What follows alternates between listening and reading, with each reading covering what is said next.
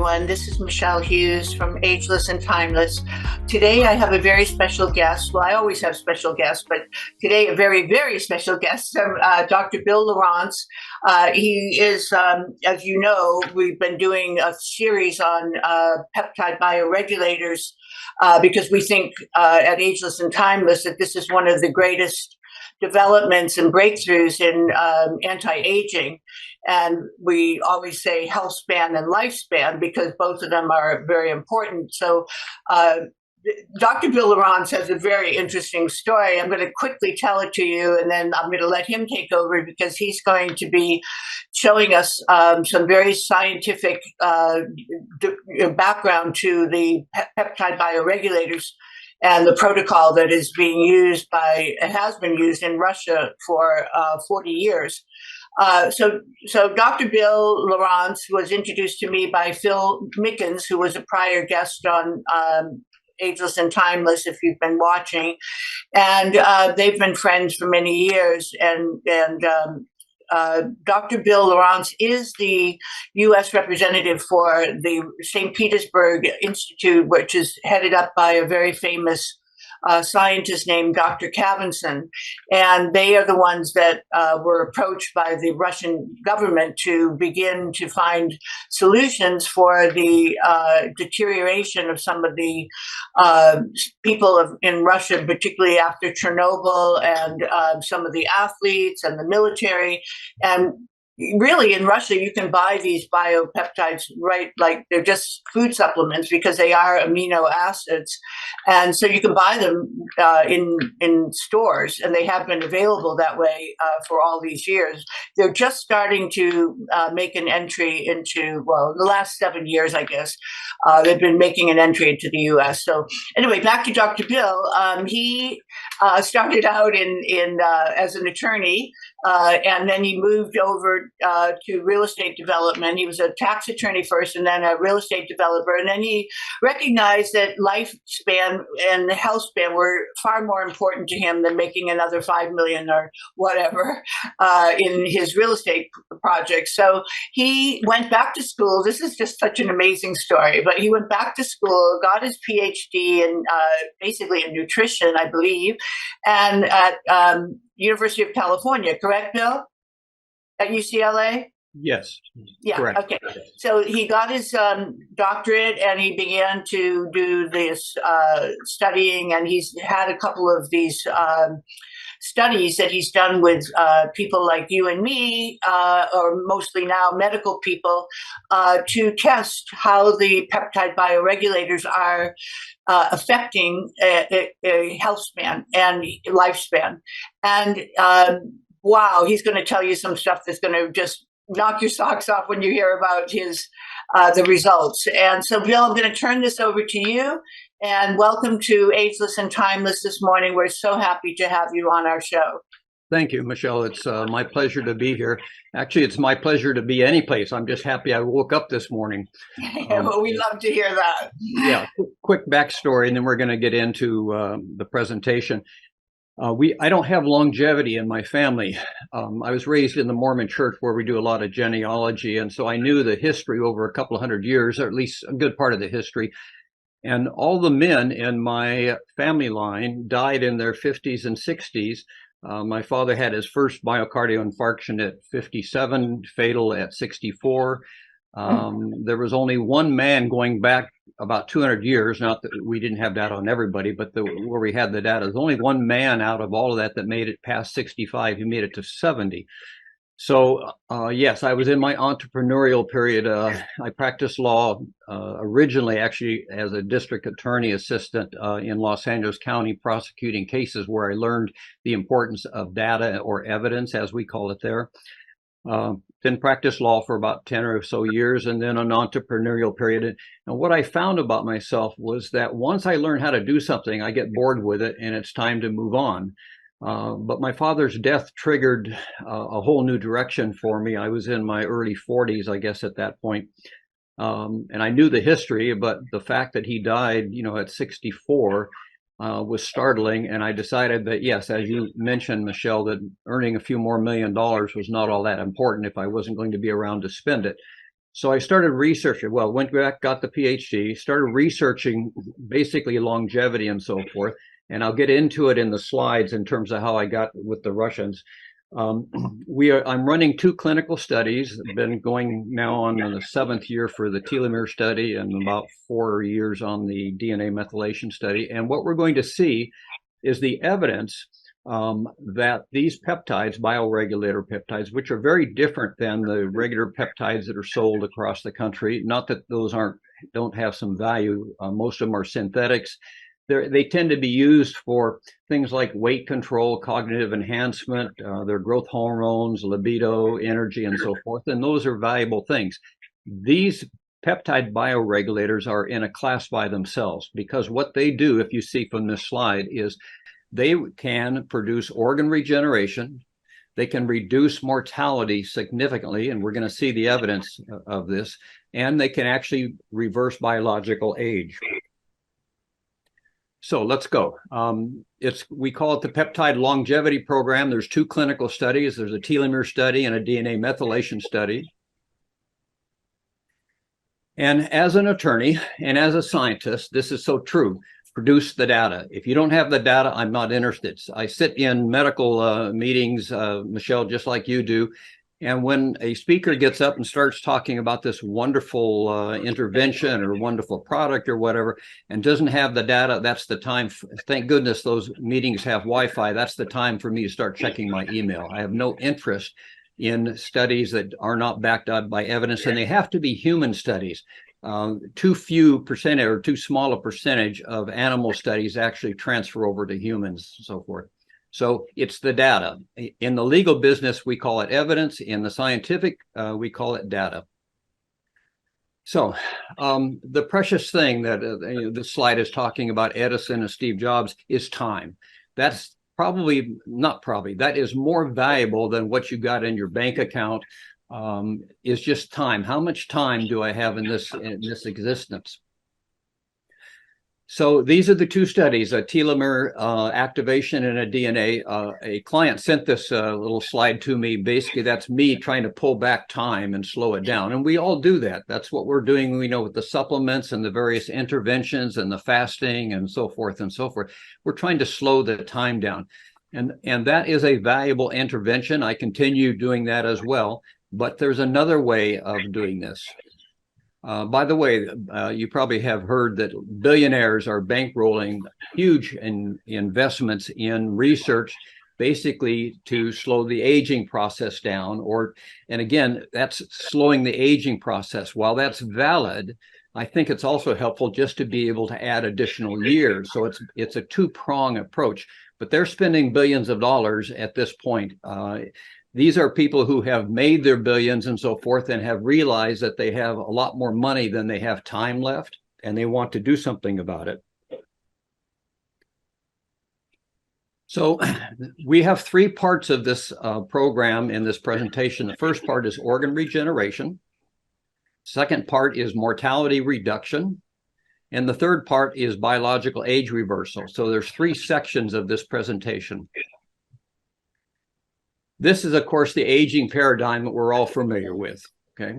We're young, and then we're middle-aged, and then we're older, and as we get older, we have all the vulnerabilities to various diseases and so forth. And Professor Cavinson and I at the St. Petersburg Institute have a very different paradigm. This is the picture of the paradigm that we operate under. So this is the institute that I'm affiliated with. I've been with them for, I guess, about 10 years now.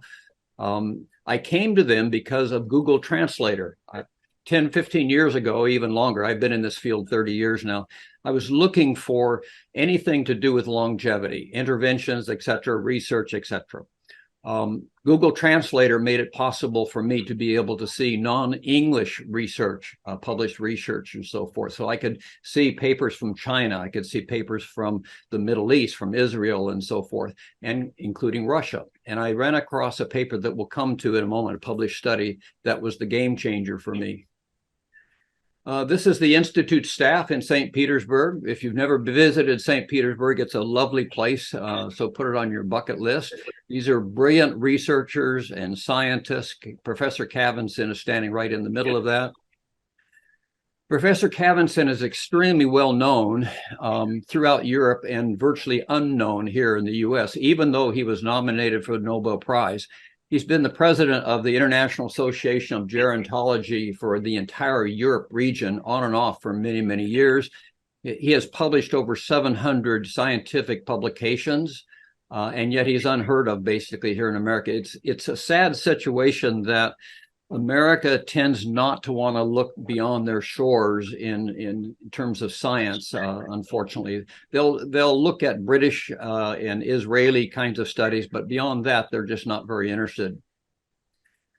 The original studies that were done, that I'm going to show you some of, were not just done in Russia.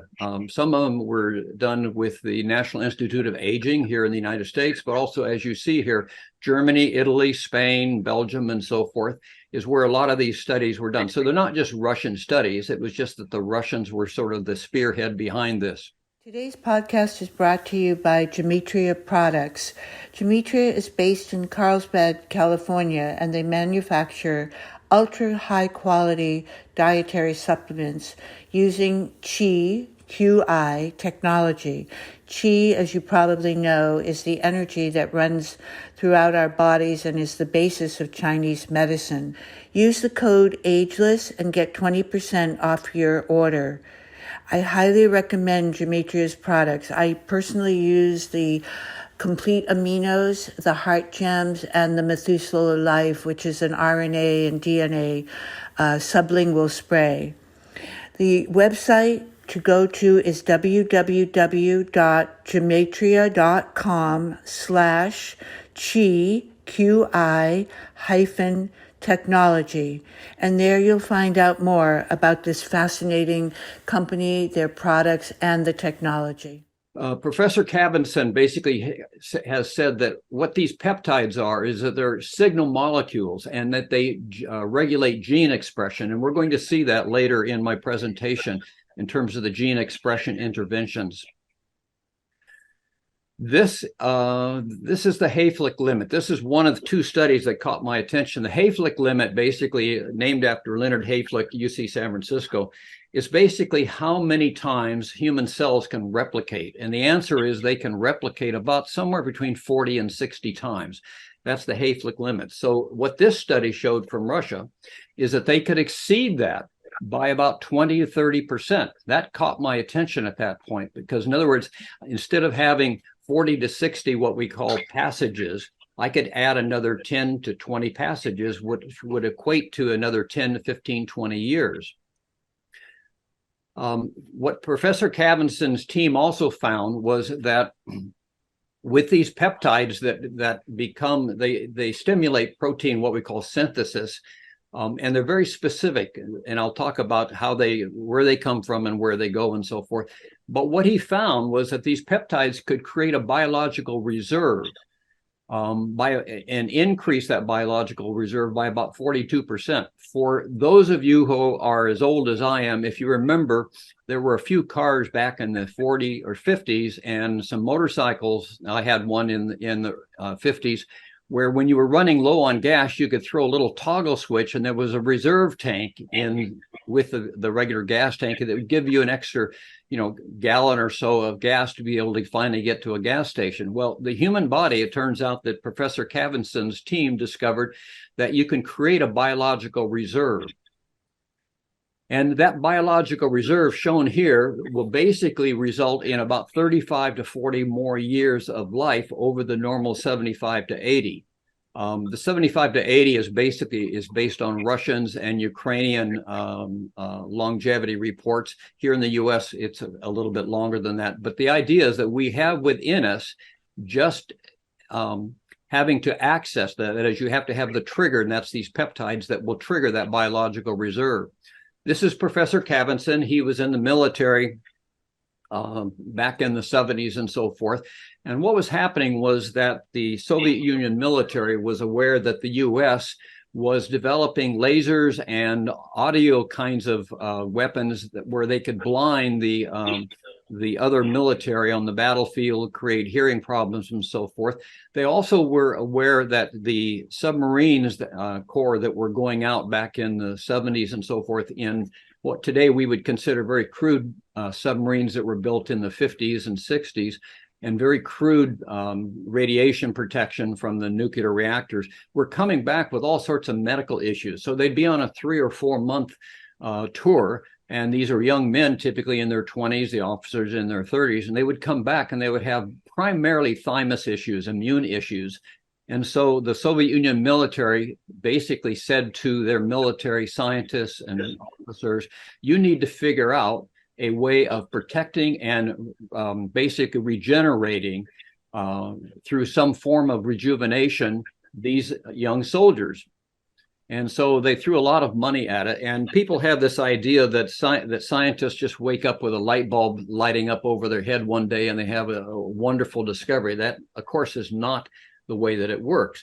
You always build on the shoulders of people that have done the work before you.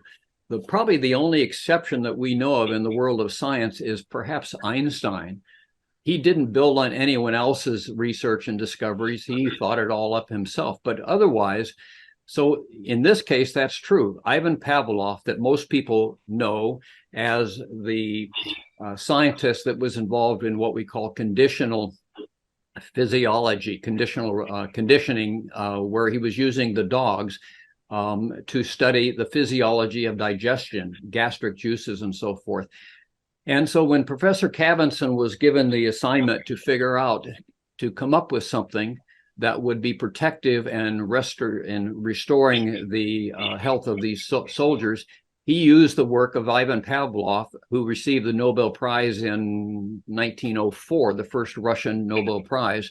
He used the work, and it was Ivan Pavlov that had the concept of these very small, what he was originally calling proteins. Later, he named them peptides, and that's where actually the terminology came from.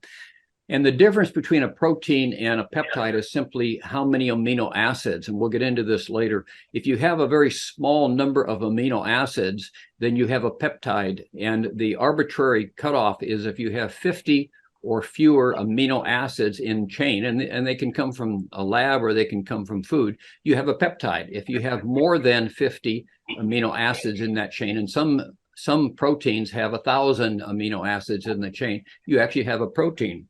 So Pavlov discovered, and then Cavinson used that work, and he figured out that if you have very, very short chains, that is 2 amino acids, 3 amino acids, 4 amino acids, those peptides are powerful because they pass intact through the digestive system, through the gastric system, and they can actually penetrate cell membranes, including the blood-brain barrier. So in other words, they can get into the cells and they actually get into the nucleus because they are so small, and that's why they're so powerful.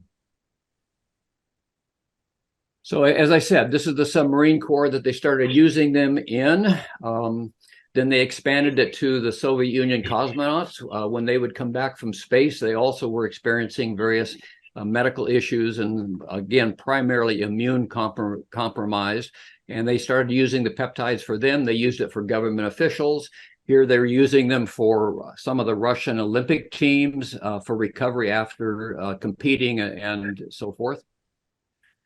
Unfortunately, Chernobyl created a huge cancer radiation issue, but they used these peptides. They brought a lot of these patients to the St. Petersburg facilities, and they used these peptides to basically intervene, and were able to significantly reduce the cancer deaths as a result of the radiation from Chernobyl. Now I'm going to throw at you a lot of clinical studies. We're not going to go through them because you can all read and so forth. I just want you to see that there is proof to all of this, published clinical studies to all of this. Here we're talking about peptide bioregulators. They have become so, what would I call it, so effective that President Putin a couple of years ago gave Professor Cavinson Russia's highest civilian award for his 40 some odd years of medical and scientific service to the Russian people. And this is a photo of him presenting that award. And what Cavinson is saying here is that he believes that peptide pharmaceuticals, in other words, just short peptides rather than large protein peptides and chemical drugs, will become the most crucial development in the world for treating various diseases. These are the peptides that we use in the clinical studies that I administer. There's approximately 23 of them, depending on how you count them. But the point is, there are peptides for the brain, the pineal gland, the adrenal gland, the kidney, the prostate, the vision, the liver, etc. All the major organs have a specific peptide. They are sourced from 12-month-old calves that are very carefully raised. And so what they do is they harvest the organs from a 12-month-old calf, and they take the liver and they do a process of filtering and production and so forth to be able to create these capsules that are 100% food supplements, they call them in Russia, but they're 100% made up of amino acids that come from an animal. And we do this here in America in a very small way. For those people who are on some kind of a thyroid medication, if it's the natural thyroid, oftentimes called Armour or Nature Thyroid, it comes from a pig. If they're on the synthetic versions, they're called Synthroid and so forth. It works on the same principle. So when you take a peptide, let's say for the liver, and you inject it or you swallow it, that liver peptide does not just sit in the digestive system. It passes right through, passes through the membranes, and it goes to the liver of the human being. It doesn't go to the brain. It doesn't go to the heart, just like the thyroid medication that you get from your pharmacy. When you take that, it doesn't go to the brain. It doesn't go to the kidney. It goes to the thyroid.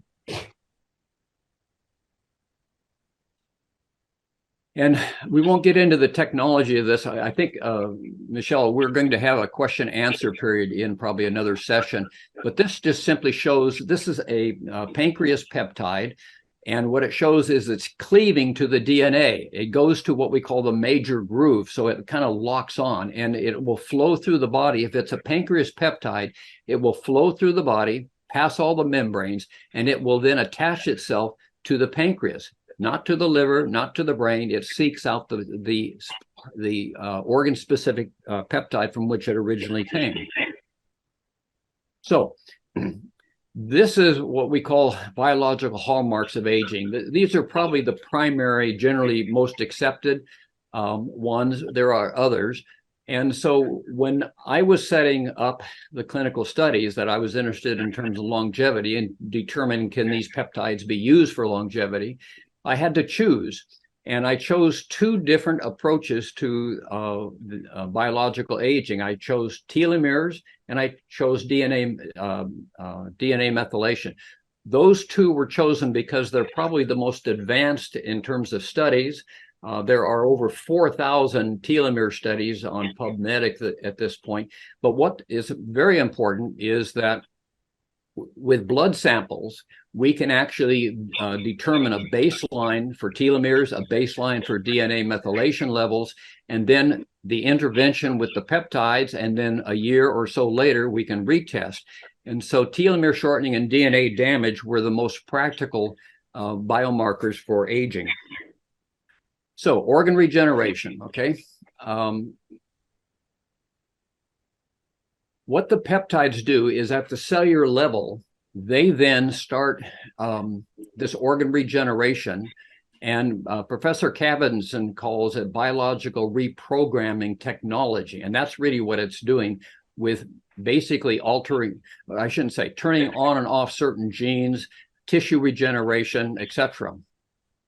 So let's take a look, okay? We're going to look at retinal functions. This becomes the evidence, or in science world data, reflecting or basically confirming that these peptides are a powerful organ regeneration. These are the published studies that were put out about 20 some odd years ago. Let me get this out of the way. Okay. These are published studies in Russian with regard to the use of these peptides for retinal interventions, retinal diseases. So What these are we call them field of vision scans. What they show is a before and after on patients, before peptide intervention, after peptide intervention. So this happens to be a diabetic retinoplasty. What you see on my left here is where you see the green, that's what people have left in vision. Where you see the black, they have no vision whatsoever there. Where you see the red, they have a slight bit. When you see the yellow, some vision, but not very good. So the peptide bioregulators for the vision were used for a couple of years, and the field of vision test on the right shows the results where you see a huge amount of green. That means that this person has had restored vision at this point. And it's true for various retinal diseases. Here's macular degeneration. In America, there's very, very little that can be done to restore vision or to even stop the progress of macular degeneration diseases. In Russia, if they catch it early enough, they can almost always stop the progression, but if they catch it early enough, they can then reverse it. So what we have here is on the left, we have a person, macular degeneration, you start losing the vision in the center at this point. And so you see people looking out of the periphery of their eyes all the time with their heads turned. So as we see here, there's black and there's yellow in here, there's some red. So this person probably isn't driving a car anymore because it would be difficult. A couple of years of peptide intervention over here on the right, we see a lot more green and a lot less of the black and the yellow. Here's one of my favorites. This is retinitis pigmentosa. A lot of black in this one before peptide usage. This person basically has no vision to speak of, okay? And a person who has retinitis pigmentosa explains to me that it feels like they're looking through a straw, and all they can see is what they can see through the straw, and then finally the straw closes down where they have nothing. On the right is a person a couple of years after peptides were used, where very little, or I should say there's been a significant increase in the green, a significant decrease in the black. What extent this person's life has changed, I don't know, but I have to make the assumption that with this on the right, that this person has somewhat of an ordinary life versus on the left, they were basically blind. Morbidity. The Russians did some large studies, 11,000 employees of Gazprom, which is a large oil and gas operation in Russia and so forth. What they wanted to know is if they used these peptides, could they reduce the number of sick days that the employees had? So they had 11,000 employees.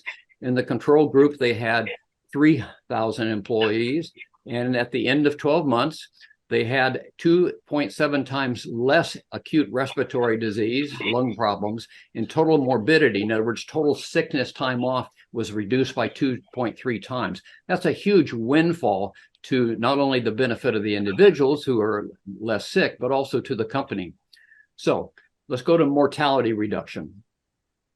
This is the study that caught my attention originally, and that is the peptides of the pineal gland and the thymus prolong human life. I saw that and I read through the studies and so forth. Next thing I knew, I was on a plane to St. Petersburg, more or less. And I went knocking on their door some 10 years or so ago. And I said, you have to let me in. I need to know what you're doing. I want to be part of it.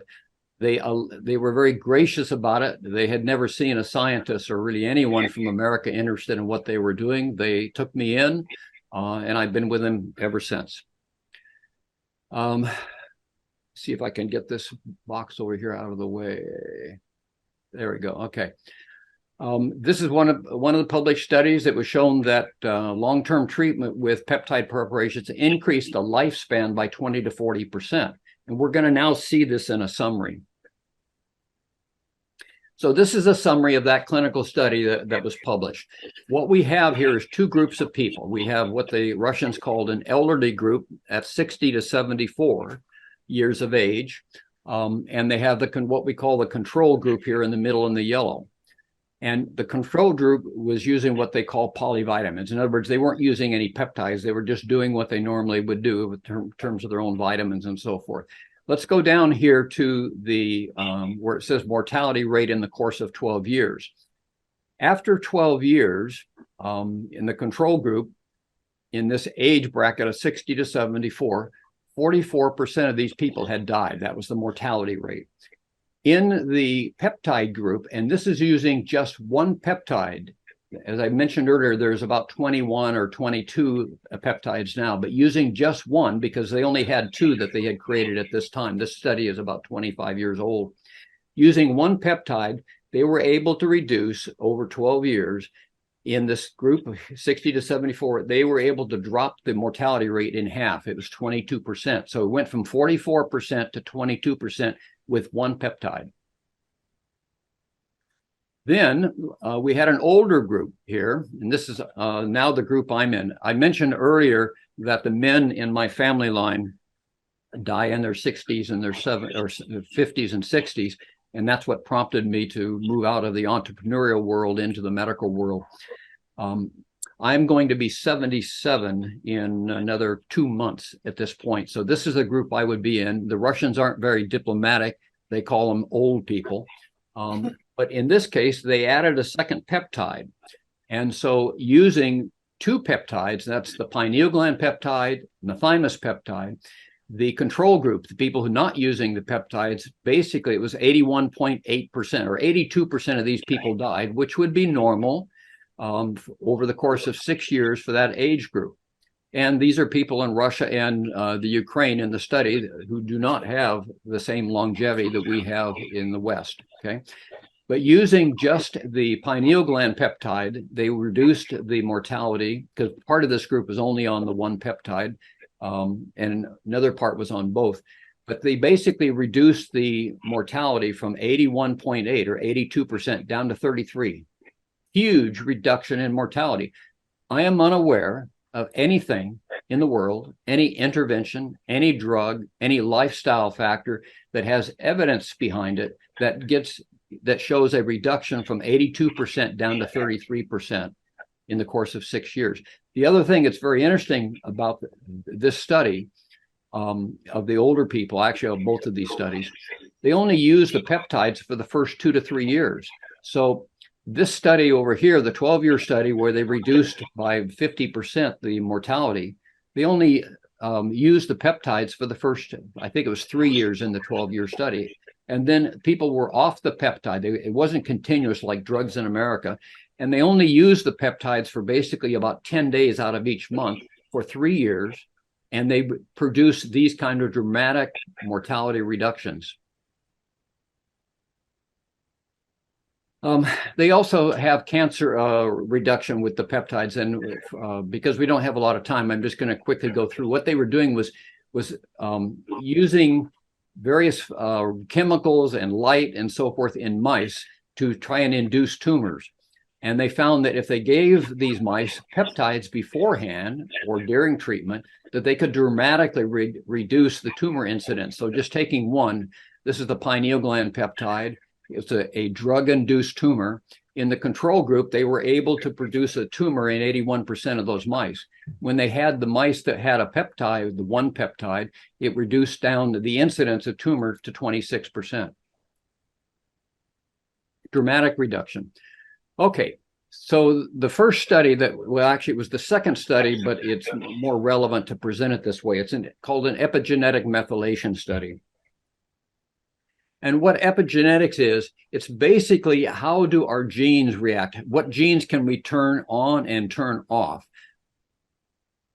And epigenetics is not about the genes themselves, but it's about what affects our gene, what we call gene expression. In other words, what do we do that supports or doesn't support gene functioning? And so we know that things like diet, stress, exercise, sleep, climate, nutraceuticals, peptides, and so forth can have a positive or sometimes a negative impact on turning on and off genes. And it's all about what we call gene expression. And what the Russians found, and this is a published study, is that if they use these short peptides, they were saying here 2 to 7 amino acids, all the ones that we're using are 2 to 4 amino acids, that they can penetrate into the nucleus of the cells and do things like tissue regeneration, etc. The Russians were studying this. This whole field of DNA methylation is a relatively new one here in the United States. I would say it's gained popularity in the last 5 to 7 years because we can now test for it. The Russians were doing this 20 years ago. This is a book that Cavenson published in 2017, Peptides in the Epigenetic Control of Aging. And what has made it popular is that Dr. Horvath, Stephen Horvath at UCLA, he and his team of scientists have been able to figure out and basically measure and provide a rough epigenetic age or biological age based on based on methylation. So the idea here behind this slide is that we can now measure major organs in the body and come up with a composite DNA methylation, or what we call an epigenetic age. And Horvath says you can think about this whole thing as being rust, that is. So what he found was that if you're aging 8 years faster than your calendar age, that you have a 100% increased risk of dying compared to your same age peers. On the other hand, if you're aging or your epigenetic age is 7 years less than your chronological age, you have half the risk of death. So showing this on a chart, if a person here has, let's say, 7 years older than their chronological age, their epigenetic age, they have an 82.5% increased risk of dying compared to their peers. On the other hand, this shows decreased mortality risk. So if a person was 4 years younger than their chronological age, they have a 28% reduced risk. And so, of course, you don't want to be the increased risk, you want to be in the decreased risk. Horvath says it's great that we can do this, but we don't have a pill or an intervention. And he's unaware that we do. So we did a proof of concept study about 5 or 6 years ago, where we had people who had been on the telomere study, because that was the original study that we started with about 7 years ago.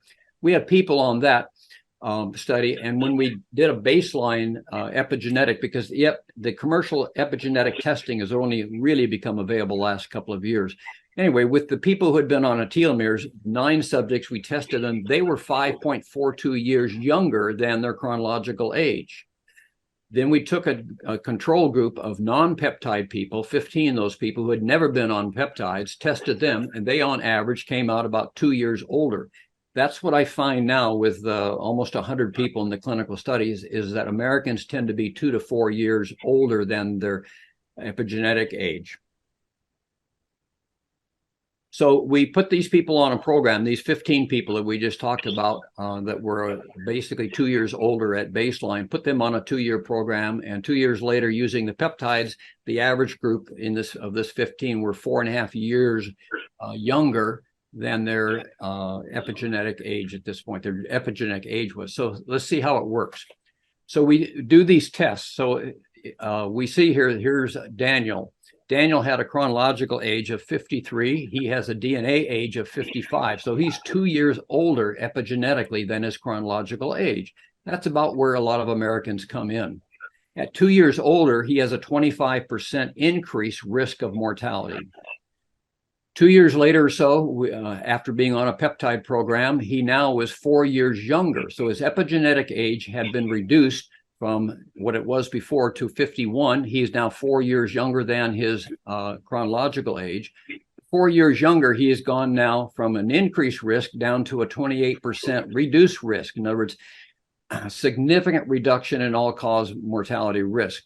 This is a fellow here who baseline at age 57, his epigenetic age was 72, 15 years older. This is a person who's got serious risk factors, a mortality risk of about 200%. We put him on the program, and about 3 years or so later, we had reduced to where he now was only 6 years older, not 15. He still has an increased risk, but dramatically reduced. This is myself. At my baseline, I was 4 years less than my C age because I had been on peptides for a number of years. I retested last year, I think it was, and I had now improved that to I'm 10 years less than my C age. My epigenetic age is 10 years less. We now have the ability to actually determine the epigenetic age of a person's immune system, and that's what this test shows. So this happens to be my test. My immune age is 62 with a biological age last year of 76. And what's interesting is that in the next few months, we're going to be able to, instead of just having an overall epigenetic age assessment, we're going to be able to actually test for and report the epigenetic age of a person's liver, heart, brain, thyroid, stomach, kidneys, etc. In other words, we're going to be able to be organ specific, which will really help us when we are using the peptides to focus on those organs that have an older epigenetic age. This also is fascinating. We can now determine a person's pace of aging, in other words, your rate of aging. So if 1.0 is your chronological age every year, every 12 months, we can also determine what your biological pace of aging is. In this case, this is mine, and mine was at 0.85. That means I'm aging 15% slower than my chronological age. This is a person whose pace of aging is 1.17. He has accelerated aging. I won't go into the details. So this is the type of a protocol that we use. We use all 21 of the various peptides for heart, kidney, muscles, pineal, vision, and so forth. And we do a spreadsheet where we're using usually 5 or 6 different peptides every month over the course of a year, and then we retest people. The average decrease in epigenetic age was 4.6 years with 47 participants over a 2-year period. Now, that doesn't seem like a lot, but remember, it's percentage risk reduction that we're looking at. So if a person was 4.6 years older epigenetically than their calendar age, they had about a 60% increase all-cause mortality. Biological age reversal. It is possible to reverse people's biological age. These are what we call telomeres. I don't have time today to go into, but they're the end caps on our chromosomes. And every time we have a cell replication, the end cap shortens a little bit. And there are all sorts of studies that show that if you have that telomeres are linked to aging, to mortality, and to chronic disease. In other words, people with shorter telomeres, and we can measure these telomeres, have a lot of health problems, and they typically don't have the longevity that a person with longer telomeres has. This is Elizabeth Blackburn. She received the Nobel Prize in 2009 for her work with telomeres. And she says longer telomeres have less risk of developing the common illnesses of aging. We know from over 2,000 studies on PubMed that the short telomeres play a central role in every major disease. And this chart shows the various diseases that are associated with short telomeres. This fellow, Michael Fossel, has written the only medical textbook in America that deals with telomeres. He's a brilliant fellow. He's working in this area. His statement is that telomerase activation is the single most promising approach to reversing the effects of aging. He's a wonderful guy. I disagree with him. It is a very important approach. I'm not sure that I would call it the most promising, but it's very important. Same thing with this fellow. Bill Anders is a researcher in this field. He calls it the telomere is the clock of aging, so forth. Yes, it's very important, and it's one of the 2 studies that we're doing, but DNA methylation is equally important, maybe even more important in terms of biological aging. So we ran a clinical study to see if we could lengthen people's telomeres using these peptides. And we had 52 people in the original study. And the peptides did all sorts of wonderful things. They lengthened telomeres.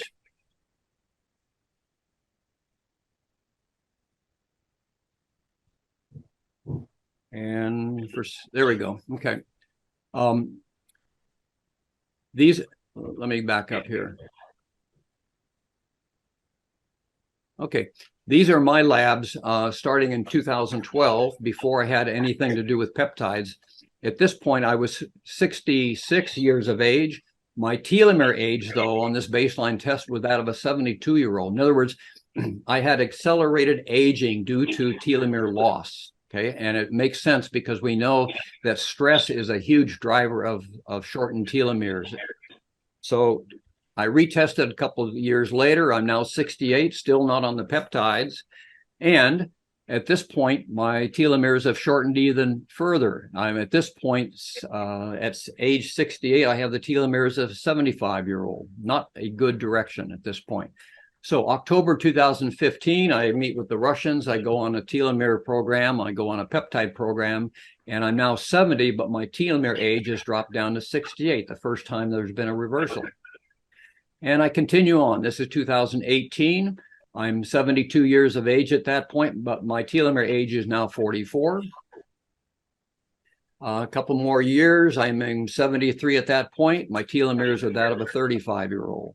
And I continued, and my telomeres tend to run around 40 right now. This is my significant other, Bess, who at age 60 had accelerated telomere loss. Her telomeres were that of a 63-year-old. We put her on the program, a couple of studies protocols in between. At age 62, her telomeres were brought down to that of a 33-year-old. This is Vess. This I have to disclose, this is not a current picture. She's now going to be 67 this month. This was taken when she was 65, but this is what a 65-year-old healthy with the telomeres of a 33-year-old looks like. She's a competitive ballroom dancer. This is Professor Cavinson sitting there very happily with Vess after we brought in these results where her telomeres were that of a very young adult.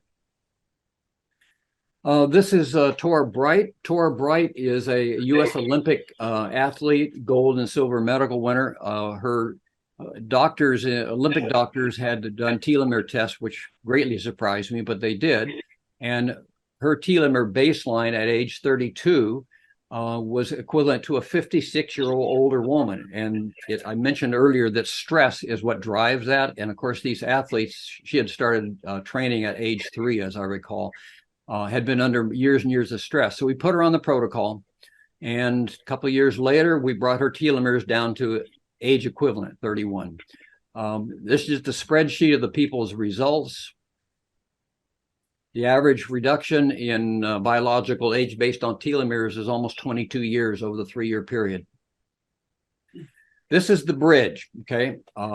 And what this is, the concept is there are amazing kinds of things coming that are on the cusp of being available that are coming over the next 10 years.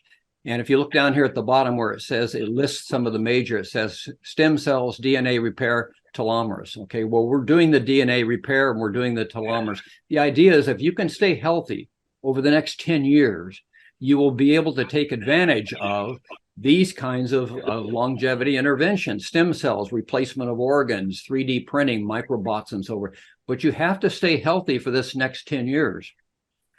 There is more than $10 billion has been invested in research on longevity by these companies. Most of these are billionaires companies, again, as I said, who have a lot less time than they have money. Unfortunately, and they have built campuses and large buildings, and they've hired research staff. Some of these places have 100 scientists working for them. And eventually, I think they're going to turn out something. Right now, they're just turning out research papers. Unfortunately, there is not a single intervention that these labs have produced that actually can be used today safely to make a positive impact on longevity. But the idea is use the peptides to reverse biological age, to regenerate organs, stay healthy for the next 10 years with both the peptides and the other things that people are doing, supplements and exercise and all the rest of that stuff, so we can take advantage of what hopefully these people will discover. So current aging expectations that the world has, and the peptide paradigm of aging that Cavinson and I have at the St. Petersburg Institute is this. And I can safely say that with our peptide program, based on all the evidence, we can extend people's lives 10 to 20 years.